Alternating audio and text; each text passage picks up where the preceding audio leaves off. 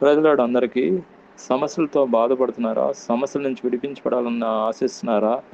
అయితే ఈ సమయంలో ప్రార్థనలో ఏకీభవించండి. దేవుడు తప్పకుండా మిమ్మల్ని నడిపిస్తాడు. పరలోకమందు మా తండ్రి, యేసుక్రీస్తు ప్రభు పరిశుద్ధ నామమును బట్టి మీ సన్నిధికి వస్తున్నాం దేవా. ఈ యొక్క రాత్రి సమయంలో ప్రత్యేకంగా మిమ్మల్ని స్తుతిస్తున్నాం. గొప్ప దేవా, మీకు స్తోత్రం నాయన. మీ కృపను బట్టి ఉదయకాలం నుంచి ఇప్పటి వరకు కాపాడారు. మీకు స్తోత్రం నాయన. ఈ సమయంలో ప్రత్యేకంగా మిమ్మల్ని స్తుతిస్తున్నా.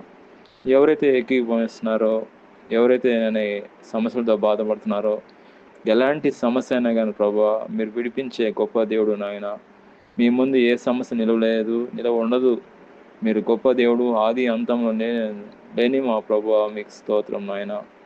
ఈ సమయంలోనైనా ప్రతి ఒక్కరిని మీరు జ్ఞాపకం చేసుకోండి. ఎవరైతే ఏకీభవిస్తున్నారో వాళ్ళని దర్శించండి. ప్రతి సమస్య నుంచి వాళ్ళని విడిపించండి.